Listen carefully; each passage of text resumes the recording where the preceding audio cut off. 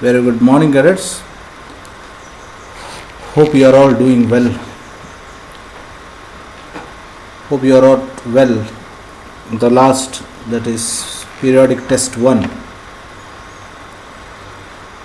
We are into the process of learning chapter number 5, that is rulers and buildings. I completed actually 2 video lessons about this chapter, but the viewership of these 2 video lessons were very poor, maybe because of you are busy with the examinations. That's why quickly I am going through what we studied till now. We are dealing with chapter number 6, 5, that's the name of the chapter, is rulers and buildings. We studied about Qutub Minar. And in this Qutub Minar we also studied about the important aspects of Qutub Minar, the people who are involved in the construction of Qutub Minar. We also studied about the important topics like Qutbuddin Aibak constructed the first balcony of Qutub Minar around 1199,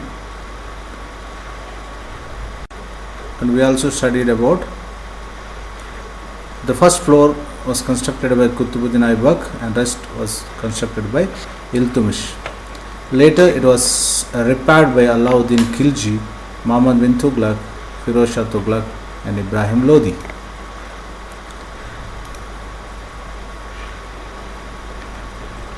We also studied about the basic structures of the kind of structures which we study.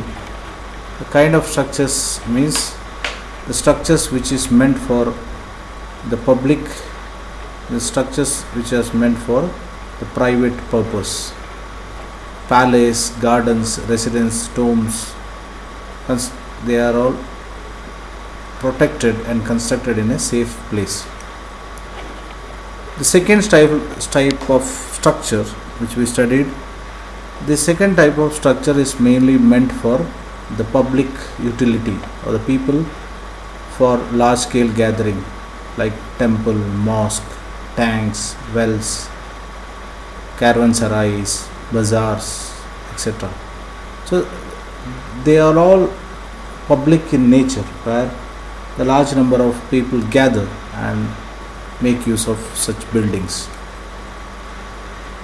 We also studied about the engineering skill, how these kind of buildings were constructed, and the majorly style of construction during the medieval Indian history and the later period.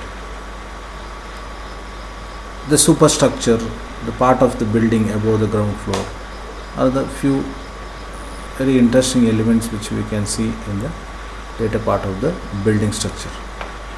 We also studied about the arch, that is corbel technique of construction of temple, where these kind of arches are made, and these arches are generally meant to bear the load, so that the superstructure or structure above the arch is got a strong base. This is about Kendriya Mahadeva temple dedicated to Lord Shiva, which is there in Khajuraho. Belongs to Chandela dynasty. Compared to Kendriya Mahadeva temple, and with one more temple which we compared was Rajarajeshwara temple, which is in Tanjavur. Difference between Kendriya Mahadeva temple and Rajarajeshwara temple is, Rajarajeshwara temple, the huge shikara is very peculiar and very distinct feature of this particular style of construction, whereas in Tanjavur, Kendriya Mahadeva temple in Khajuraho, you can see this structure is interlocked, the interlocking structure mainly for the strong base of the building. So later we also compared the 2 structures, one is Rajarajeshwara temple and the Kendriya Mahadeva temple, and naturally Kendriya Mahadeva temple, the Shikara of Rajarajeshwara temple is very very tall compared to Kendriya Mahadeva temple. We also studied in detail about building mosque, tanks. Temples and mosques were beautifully constructed because they were the place of worship. They were also meant to demonstrate the power of the king, wealth and devotion of patron. Why beautiful temples are constructed? The major purpose was, take for example, Rajaraja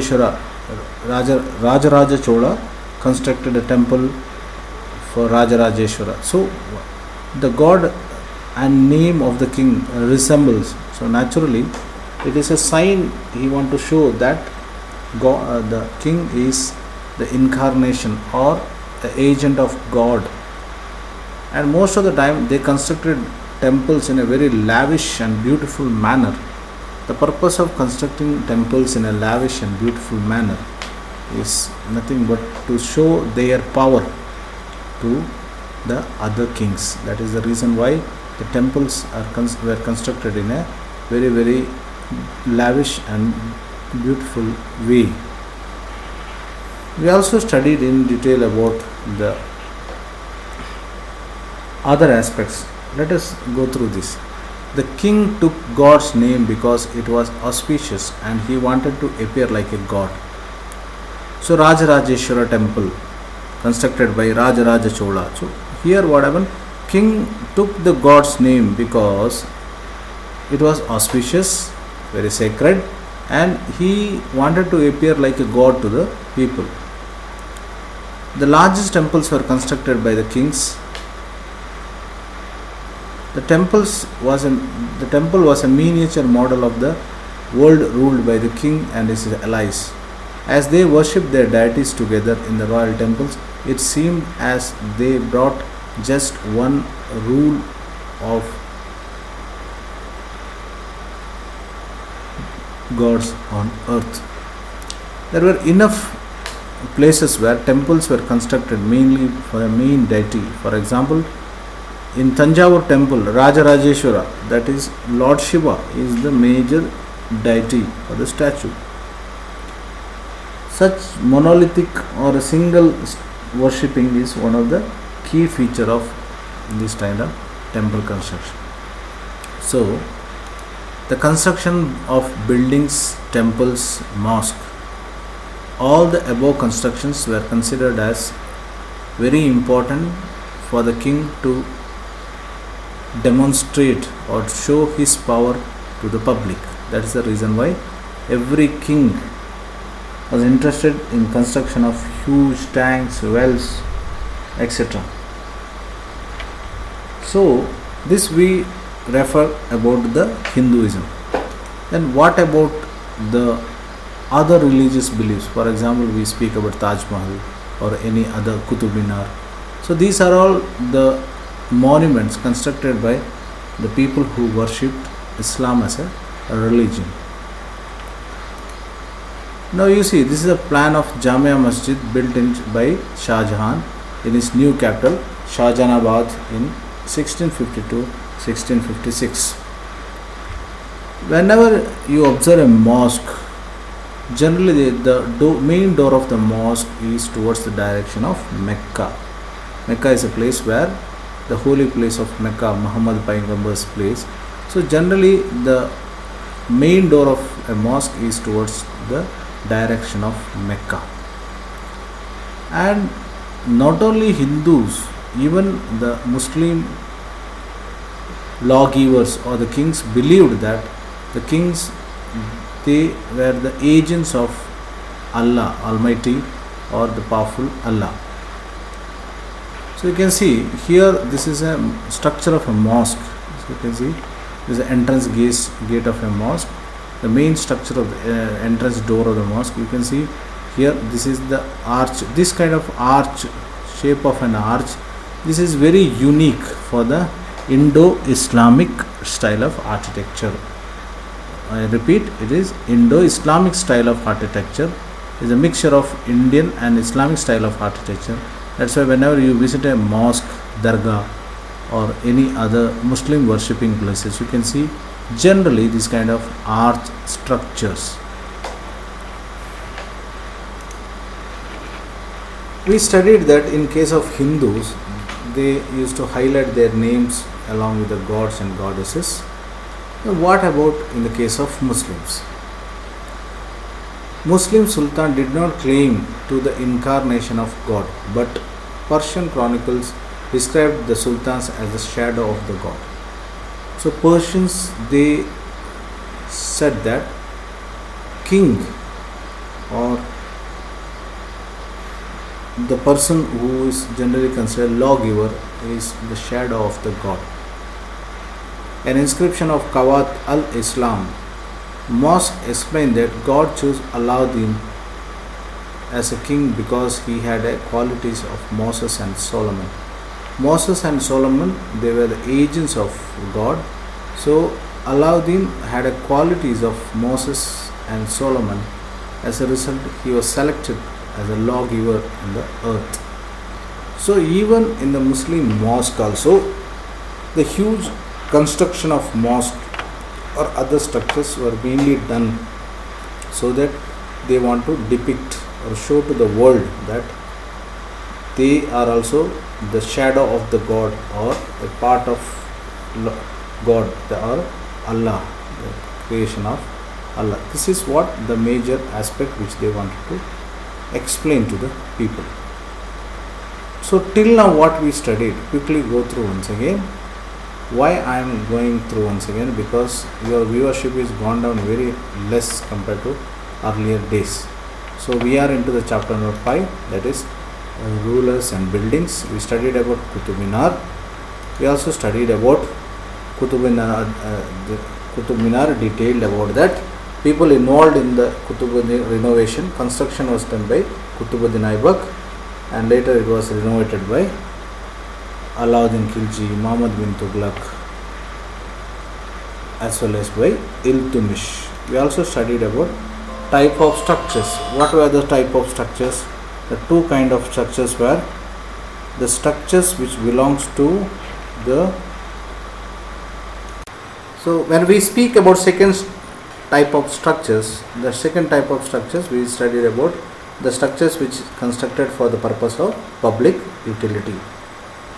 They may be temples, mosques, tanks, wells, caravansarais. Sarais is a place. Sarai is nothing but today you can see lodges where travelers generally stay in the lodge or hotels. Those days these kind of places were called sarais. Sarai is a place where the travelers, especially merchants in those days, used to stay. We also studied about the engineering skills, that is the construction of elaborate superstructure in a most sophisticated skill requirement, the using of windows, doors, arches and the concrete kinds. So all those things make the construction more sophisticated. Superstructure became a very common affair in those days. A part of a building above the ground floor, that is called superstructure. We also studied about the corbelled technique of construction, where the scene in the Delhi mosque. We have seen about the Kendriya Mahadeva temple dedicated to Lord Shiva in Tanjavur. We compared this with the Rajarajeshwara temple of Tanjavur. And one question here, that what is the difference you notice between Shikara of two temples? Can you make out the Shikara of Rajarajeshwara temple is twice as high as that of Kendriya Mahadeva temple. So all these things we completed, and I explained you the structure which is transporting the weight or the superstructure or a base. This particular stone, where they kept the stones in an interlocking system, and the center stone was considered as a keystone, means this keystone jammed or interlocked all these stones. As a result, the structure was intact, it was not falling down. So this is a kind of structure. Today we use the concrete cement beds to hold the building, that is what beams, pillar and all those things while constructing the any kind of buildings. But those days they used these kind of keystones for the construction of arch. So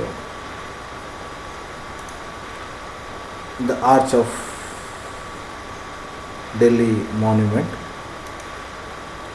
painting where people are working for the construction of water gate in Agra Fort. All the above things we studied till now. So take care, write down all the notes. I'll see you in the next class.